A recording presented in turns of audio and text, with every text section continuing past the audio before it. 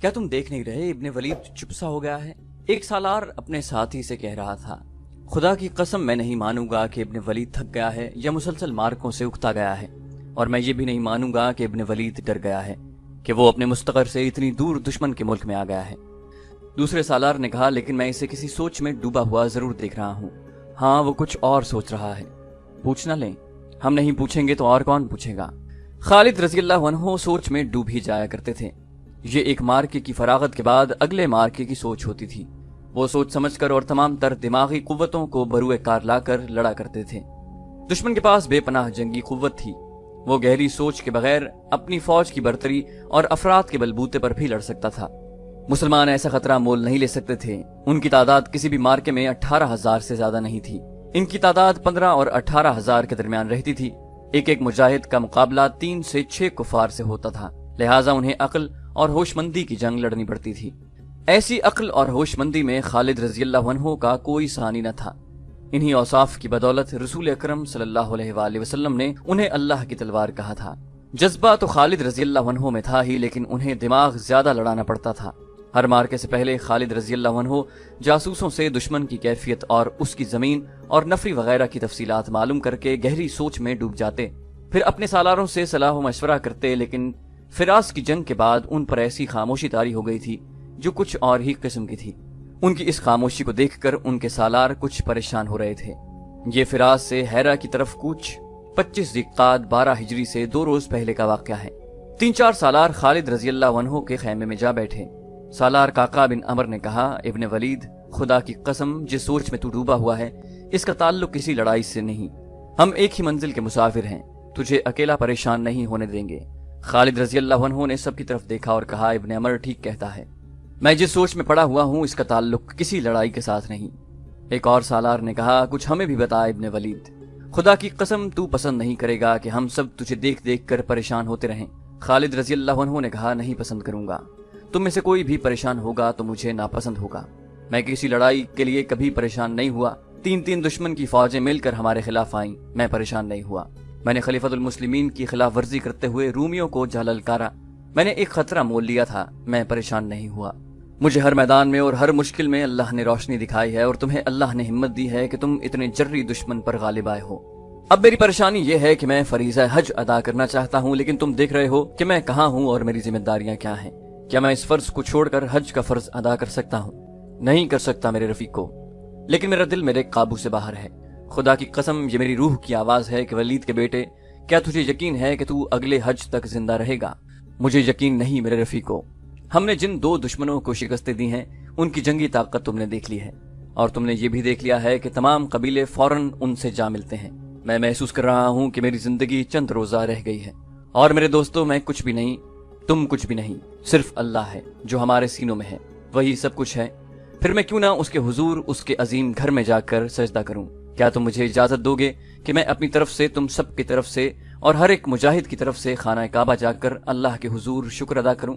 بے شک، ایک سالار نے کہا، کون رد کر سکتا ہے اس جذبے کو اور اس خواہش کو جو تو نے بیان کی ہے؟ لیکن تو حج پر جائے گا کیسے ابن ولید؟ مثنى بن حارثہ نے پوچھا۔ پیچھے کچھ ہو گیا تو میں کسی لڑائی میں مارا جاؤں گا تو خدا کی قسم تم یہ نہیں سوچو گے کہ اب کیا ہوگا۔ خالد رضی اللہ عنہ نے کہا، کیا میرے نہ ہونے سے تمہارے حوصلے ٹوٹ جائیں گے؟ نہیں، کبھی نہیں۔ قعقاع بن عمر نے کہا، رب کعبہ کی قسم ایسا نہیں ہوگا۔ ہم میں سے کوئی ایک بھی زندہ ہوگا تو وہ اسلام کے پرچم کو گرنے نہیں دے گا۔ یوں کر ابن ولید آج ہی قاصد کو روانہ کر دے کہ وہ امیر المومنین سے اجازت لے آئے کہ تو حج پر جا سکتا ہے۔ خالد رضی اللہ عنہ نے مسکرا کر کہا، جس سوچ نے مجھے پریشان کر رکھا ہے یہی وہ سوچ ہے۔ میں جانتا ہوں امیر المومنین اجازت نہیں دیں گے، انہیں یہاں کے حالات کا علم ہے۔ اگر وہ اجازت دے بھی دیں تو یہ خطرہ پیدا ہو جائے گا کہ دشمن کو پتہ چل جائے گا کہ ابن ولید چلا گیا ہے۔ میں اپنے لشکر کو بھی نہیں بتانا چاہتا کہ میں ان کے ساتھ نہیں ہوں۔ میں بہت کم وقت میں جا کر واپس آنا چاہتا ہوں۔ مثنى بن حارثہ نے کہا، خدا کی قسم ولید کے بیٹے، تو نہیں جانتا کہ تو جو کہہ رہا ہے یہ ناممکن ہے۔ خالد رضی اللہ عنہ نے کہا، اللہ ناممکن کو ممکن بنا دیا کرتا ہے، انسان کو ہمت کرنی چاہیے۔ میں تمہیں بتاتا ہوں کہ میں کیا کروں گا اور کس راستے سے جاؤں گا۔ خالد رضی اللہ عنہ نے انہیں پہلے یہ بتایا کہ وہ کیا کریں، پھر وہ راستہ بتایا جس راستے سے انہیں حج کے لیے مکہ جانا اور آنا تھا۔ حج میں صرف 14 دن باقی تھے، اور فراس سے مکہ تک کی مسافت تیز چلنے سے 2.5 مہینے سے کچھ زیادہ تھی۔ خالد رضی اللہ عنہ کو کوئی چھوٹا راستہ دیکھنا تھا، لیکن کوئی چھوٹا راستہ نہیں تھا۔ خالد رضی اللہ عنہ تاجر خاندان کے فرد تھے۔ قبول اسلام سے پہلے خالد رضی اللہ عنہ نے تجارت کے سلسلے میں بڑے لمبے اور کٹھن سفر کیے تھے۔ وہ ایسے راستوں سے بھی واقف تھے جو عام راستے نہیں تھے، بلکہ وہ راستے کہلاتے ہی نہیں تھے۔ خالد رضی اللہ عنہ نے اپنے سالاروں کو ایک ایسا ہی راستہ بتایا۔ مثنى بن حارثہ نے کہا، خدا کی قسم ابن ولید، تیرا دماغ خراب نہیں ہوا، پھر بھی تو نے ایسی بات کہہ دی ہے جو ٹھیک دماغ والے نہیں کہہ سکتے۔ تو جو راستہ بتا رہا ہے وہ کوئی راستہ نہیں، وہ ایک علاقہ ہے، اور اس علاقے سے صحرا کی ہوائیں بھی ڈر ڈر کر گزرتی ہیں۔ کیا تو مرنے کا کوئی اور طریقہ نہیں جانتا؟ کیا میں اس علاقے سے واقف نہیں؟ جس اللہ نے ہمیں اتنے زبردست دشمنوں پر غالب کیا ہے وہ مجھے اس علاقے سے بھی گزارتے کہا۔ خالد رضی اللہ عنہ نے کہا، میں یقین سے کہتا ہوں کہ تم مجھے جانے سے نہیں روکو گے اور میرے اس راز کو اس خیمے سے باہر نہیں جانے دو گے۔ میں راز امیر المومنین سے بھی چھپا کر رکھوں گا۔ اگر امیر المومنین بھی حج پر آ گئے تو کیا کرو گے؟ ایک سالار نے پوچھا۔ میں ان سے اپنا چہرہ چھپا لوں گا۔ خالد رضی اللہ عنہ نے کہا، تم سب میرے لیے دعا تو ضرور کرو گے۔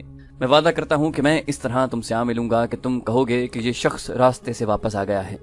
زیادہ تر مورخین خصوصاً طبری نے یہ واقعہ بیان کیا ہے کہ خالد رضی اللہ عنہ نے 12 ہجری کا حج کس طرح کیا، ان حالات میں کہ ان کی ٹکر فارس کی شہنشاہی سے تھی اور انہوں نے روم کی شہنشاہی کے اندر جا کر حملہ کیا تھا۔ یہ خطرہ ہر لمحہ موجود تھا کہ یہ دونوں بادشاہیاں مل کر حملہ کر دیں گی۔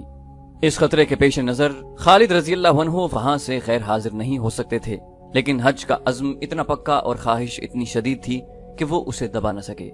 پہلے بیان کیا جا چکا ہے کہ لشکر فراس سے ہیرا کو کوچ کر رہا تھا۔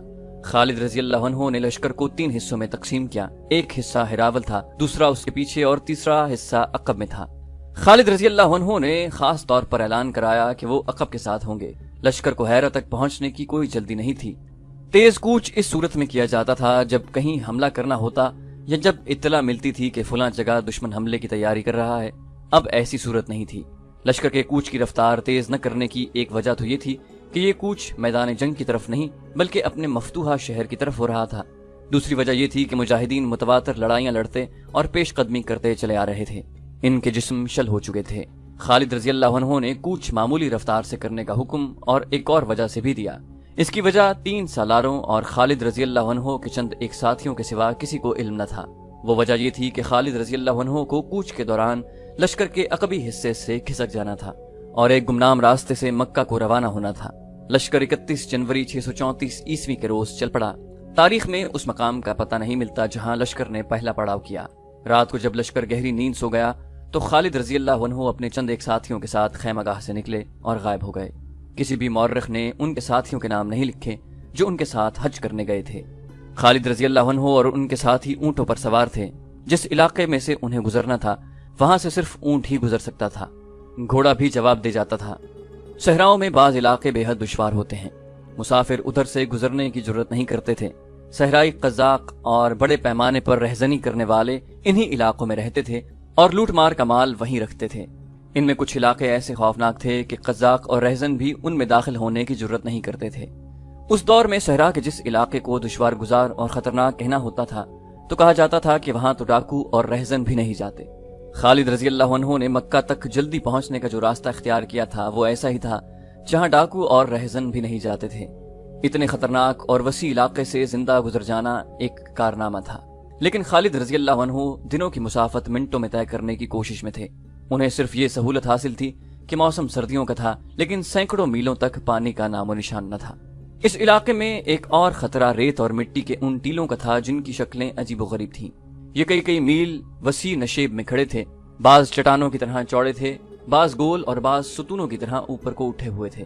ایسے نشیب بھول بھلیوں کی طرح تھے، ان میں بھٹک جانے کا خطرہ زیادہ تھا۔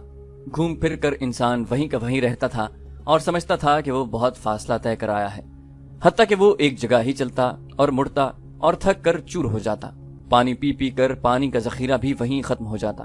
اس دور کی تحریروں سے پتہ چلتا ہے کہ صحرا کے اس حصے کی صعوبتیں، دشواریاں اور وہاں کے خطرے ایسے تھے جو دیکھے بغیر انسان کے تصور میں نہیں آ سکتے تھے۔ کئی جگہوں پر اونٹ یوں بتک گئے جیسے انہوں نے کوئی ایسی چیز دیکھ لی ہو جو انسانوں کو نظر نہیں آ سکتی تھی۔ اونٹ صحرائی جانور ہونے کی وجہ سے اس پانی کی بو بھی پا لیتا ہے جو زمین کے نیچے ہوتا ہے۔ کہیں چشمہ ہو جو نظر نہ آتا ہو، اونٹ اپنے آپ اس طرف چل پڑتا ہے۔ اونٹ خطروں کو بھی دور سے سونگھ لیتا ہے۔ خالد رضی اللہ عنہ کے مختصر سے قافلے کے اونٹ کئی جگہوں پر بت گئے۔ ان کے سواروں نے ادھر ادھر اور نیچے دیکھا مگر انہیں کچھ بھی نظر نہ آیا۔ زیادہ خطرہ صحرائی سانپ کا تھا جو 1.5 یا زیادہ سے زیادہ 2 بالشت کا ہوتا ہے۔ یہ دنیا کے دوسرے ملکوں کے سانپوں کی طرح آگے کو نہیں رینگتا بلکہ پہلو کی طرف رینگتا ہے۔ انسان یا جانور کو ڈس لے تو 2-4 منٹوں میں موت واقع ہو جاتی ہے۔ صحرائی بچھو اس سانپ کی طرح زہریلا ہوتا ہے۔ ایک مورخ یعقوبی نے خالد رضی اللہ عنہ کے اس سفر کو بیان کرتے ہوئے حیرت کا اظہار کیا ہے۔ اس نے اپنے دور کے کسی عالم کا حوالہ دیکھ کر لکھا ہے کہ ایک معجزے وہ تھے جو خدا نے پیغمبروں کو دکھائے، اور خالد رضی اللہ عنہ کا یہ سفر ان معجزوں میں سے تھا جو انسان اپنی خداداد قوتوں سے کر دکھایا کرتے ہیں۔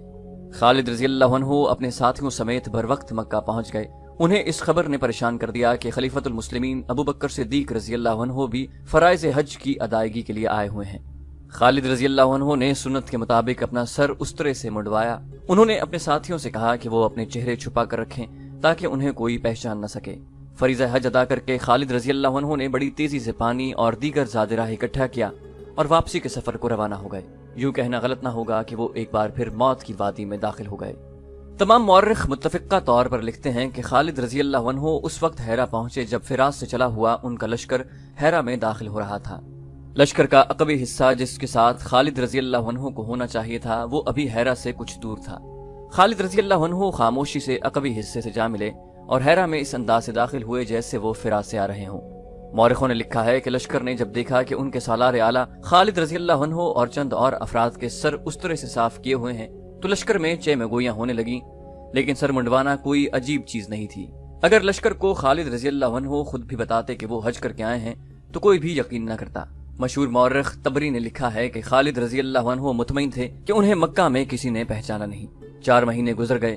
کسرا کے خلاف جنگی کارروائیاں ختم ہو چکی تھیں۔ عراق کا بہت سا علاقہ کسرا سے چھین کر سلطنت اسلامیہ میں شامل کر لیا گیا تھا۔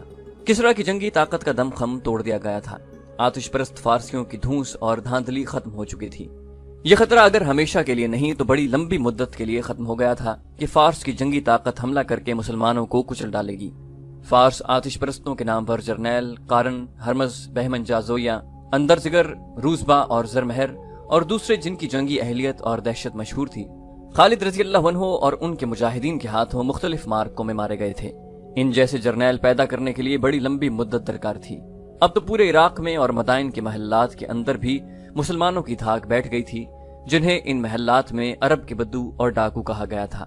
سب سے بڑی فتح تو یہ تھی کہ اسلام نے اپنی عظمت کا احساس دلا دیا تھا۔